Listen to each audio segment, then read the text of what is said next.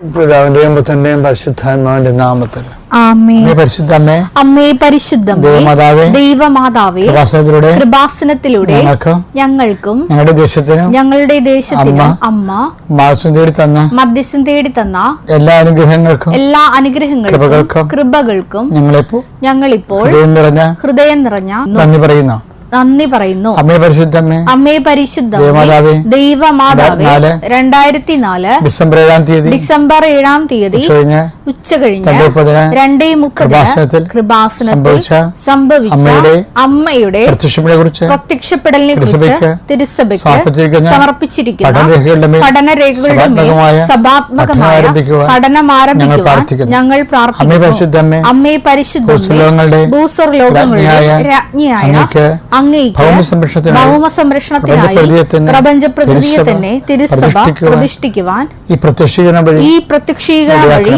ഇടയാക്കണമേ. അമ്മേ പരിശുദ്ധമേ, ജപമാല മാതാവേ, സകല കൃപാസനം പ്രാർത്ഥനകളോടും ചേർത്ത് ഞങ്ങളിപ്പോൾ പ്രാർത്ഥിക്കുന്ന ഈ കുടുംബത്തിന്റെ പ്രത്യേക നിയോഗം. മക്കളെ,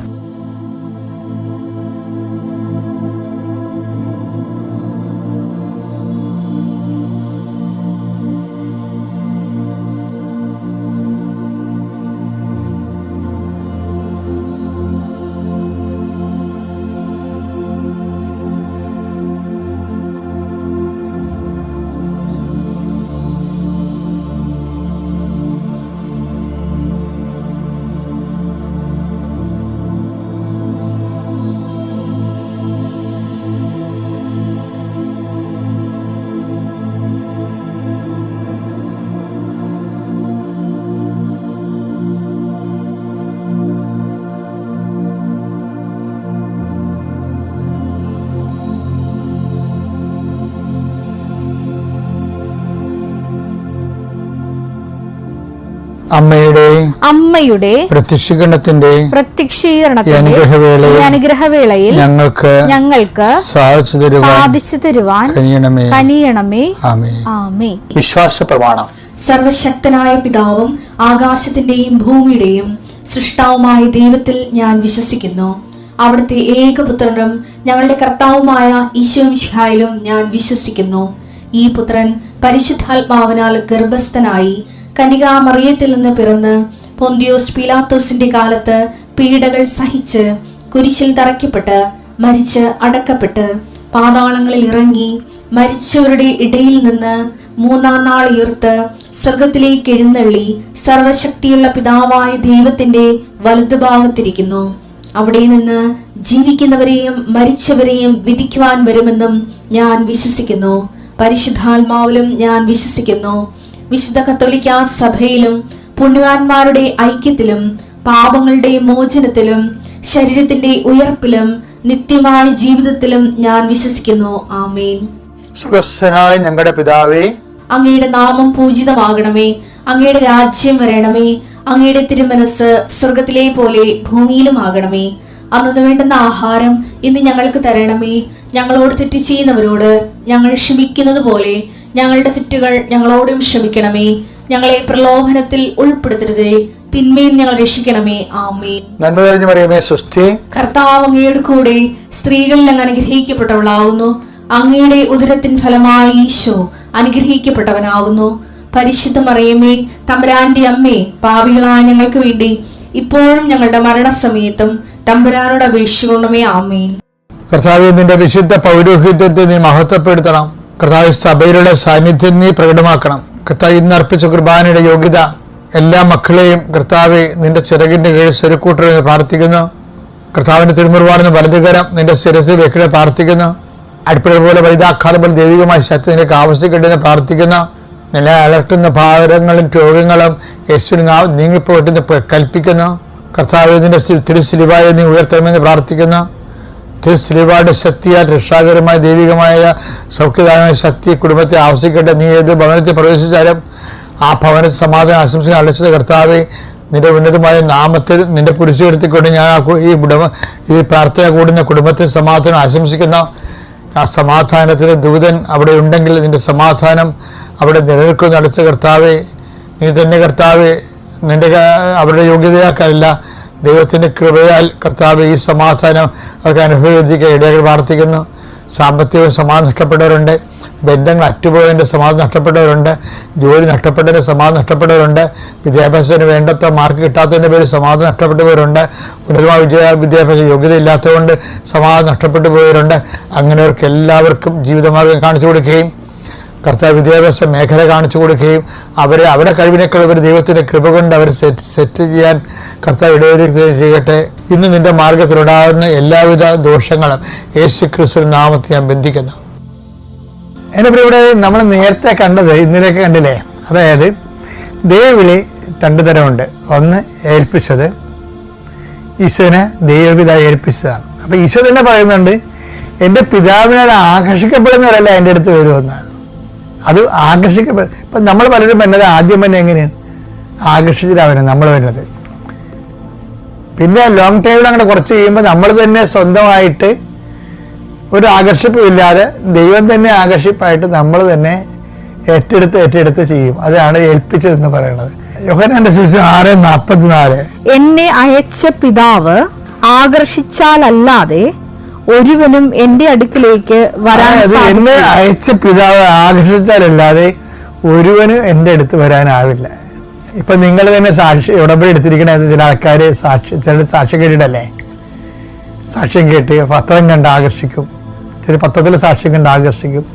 ആദ്യം ഇങ്ങനെ ആകർഷിക്കുക, പിന്നെ അതിൻ്റെ അകത്ത് നമ്മൾ ആത്മാർത്ഥതയും വിശ്വസ്തയും കാണിക്കുമ്പോഴാണ് പിന്നെ നമ്മളെ ഏൽപ്പിക്കണത്.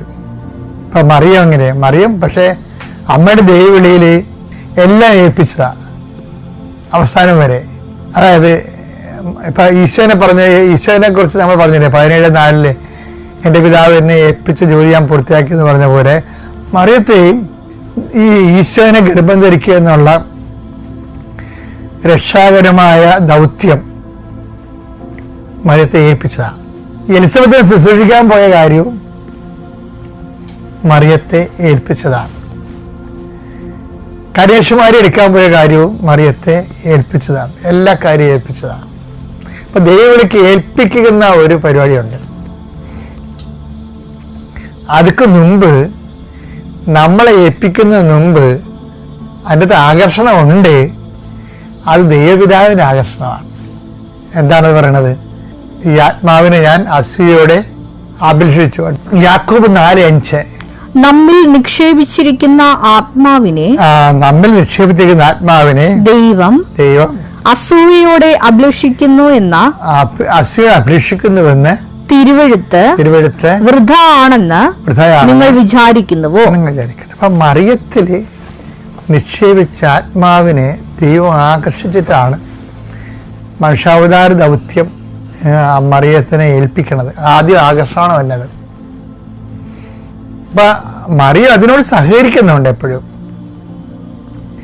ദേവാലയത്തിൽ തന്നെ താമസിക്കുകയും കർത്താവിൻ്റെ വചനങ്ങൾ കേൾക്കുകയും കർത്താവിൻ്റെ വചനങ്ങൾ ശ്രദ്ധിക്കുകയും മറിയത്തിൻ്റെ സഹകരണം എന്ന് പറയുന്നത് മറിയത്തിൻ്റെ സ്വസ്ഥഗീതമില്ലേ, എൻ്റെ ആത്മാവ് കർത്താവിനെ മഹത്വപ്പെടുത്തുന്നു എന്നുള്ള സ്വസ്ഥഗീതമില്ലേ, അതിൻ്റെ അകത്ത് കുറേ ഭാഗങ്ങൾ ശരിക്കും പിന്നെ സാമൂലിൻ്റെ അമ്മ പരിശുദ്ധാത്മാവ് നിറഞ്ഞു പറഞ്ഞ സ്വസ്ത്രഗീതങ്ങളാണ് ഇല്ലേ. 1 സാമുവേൽ 2:1, ഹന്ന ഇങ്ങനെ പ്രാർത്ഥിച്ചു, എന്റെ ഹൃദയം കർത്താവിൽ ആനന്ദിക്കുന്നു, എന്റെ ശിരസ് കർത്താവിൽ ഉയർന്നിരിക്കുന്നു, എന്റെ അധരം ശത്രുക്കളെ പരിഹസിക്കുന്നു, എന്തെന്നാൽ അവിടുത്തെ രക്ഷയിൽ ഞാൻ ആനന്ദിക്കുന്നു.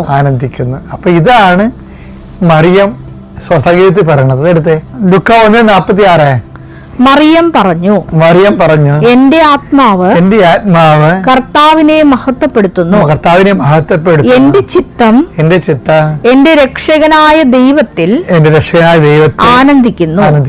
ഇത് രണ്ട് സെയിം അല്ലേ? അതിന്റെ അർത്ഥം എന്താ?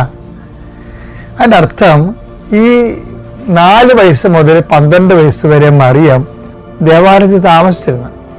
ആ കുഞ്ഞ് 4 വയസ്സ് തൊട്ട് 12 വയസ്സ് വരെ എല്ലാ ശനിയാഴ്ചയും ദേവാലയത്തിൽ വായിക്കുന്ന വചനങ്ങളെ മറിയം ശ്രദ്ധിക്കുന്നുണ്ടായിരുന്നു.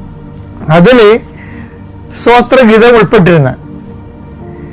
സ്വസ്ത്രഗീതത്തിൻ്റെ ഭാഗങ്ങൾ ഹന്നായുടെ സ്വസ്ത്രഗീതമായിട്ട് ബന്ധമാണെങ്കിൽ അതാണ് അമ്മ പറയുന്നുണ്ടെങ്കിൽ ഈ ആ 4 വയസ്സ് മുതൽ 12 വയസ്സ് വരെ അമ്മ ദേവാലയത്തിൽ കുഞ്ഞുനാൾ താമസിച്ചപ്പോൾ അവിടെ നടന്ന മുഴുവൻ വചനങ്ങളും നമുക്കറിയാം.